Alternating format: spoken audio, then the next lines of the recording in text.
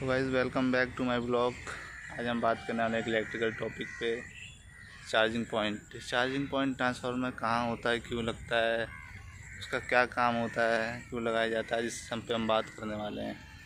जो हमारे charging point होता है, इसको हम बेसिकली हमारे ट्रांसफार्मर के इनपुट साइड पे लगाते हैं और आउटपुट साइड को होल्ड छोड़ देते हैं।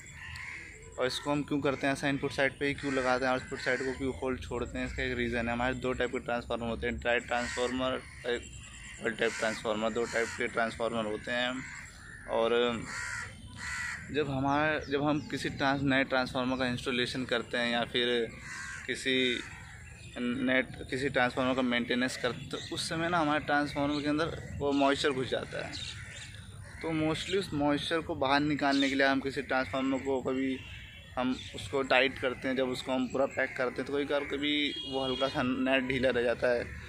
तो उन सब की वजह से, मॉइस्चर्स की वजह से हम चार्जिंग पॉइंट का यूज़ करते हैं। इसको इनपुट साइड में ही लगाते हैं सिर्फ इसीलिए कि जब हम चार्जिंग पॉइंट को इनपुट साइड में लगाते हैं तो जो हमारा कभी-कभार हम ट्रांसफार्मर के अंदर ऑयल भरते हैं, तो ऑयल जब भरते हैं तो होता ही है कि मॉइस्चर तो चला ही जाएगा। आप कितनी भी सेफ्टी से काम करोगे, मॉइस्चर तो जाना तय ही है। चार्जिंग पॉइंट का इस्तेमाल हम इसलिए करते हैं कि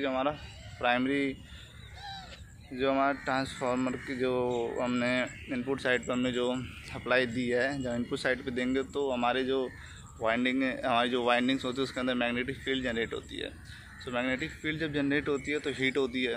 हीट की वजह से जो हमारी ऑयल होती है उसके अंदर वो वेपराइज होती है।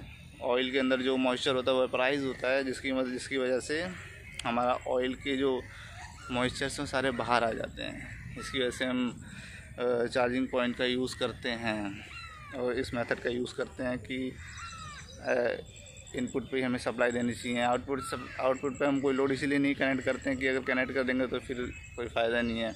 और मोस्टली हम इसका इसीलिए यूज़ करते हैं कि जैसे हमारे जो ट्रांसफार्मर होते हैं, अगर हम ऐसा ना करें तो उसकी जो ट्रांसफार्मर की लाइफ है वो थोड़ी कम हो जाती है। जब तक उसको चलना होता है तो वो चल नहीं पाता, किसी ना फॉल्ट की वजह से दोबारा ख़राब हो जाता है।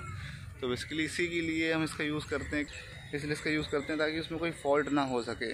बहुत सारे ऐसे ट्रांसफार्मर जिसको हम बहुत टाइम बाद यूज़ करते हैं वो ऐसे ही रहते हैं, तो उसमें मॉइस्चर कहीं ना कहीं से चला ही जाता है। तो उसी की सेफ्टी के लिए हम इनपुट साइड पर हम सप्लाई देते हैं ताकि ये पूरा मॉइस्चर बाहर निकल सके।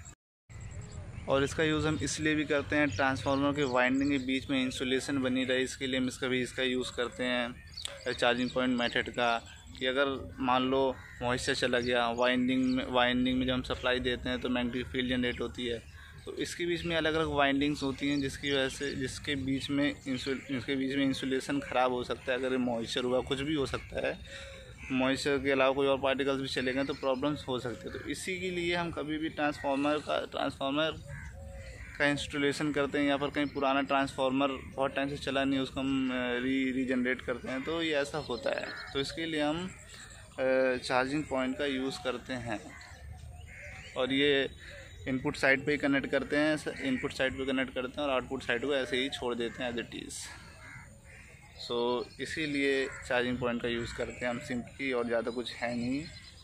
एक नॉर्मल शब्दों में कहा जाए, नॉर्मल वर्ड्स में कहा जाए तो इसका यूज़ हम इसलिए करते हैं कि जो मॉइस्चर होता है हमारे ट्रांसफार्मर के अंदर वो डिस्चार्ज हो जाता है, या कोई भी बेसिक फॉल्ट होता है वो डिस्चार्ज हो जाता है। बस सिंपली इसीलिए हम चार्जिंग पॉइंट का यूज़ करते हैं और कुछ नहीं है, बस इसीलिए करते हैं। और हमेशा याद रखना, कभी पूछे कोई चार्जिंग पॉइंट की सप्लाई हम किस साइड देते हैं, तो हमेशा इनपुट साइड की तरफ देते हैं।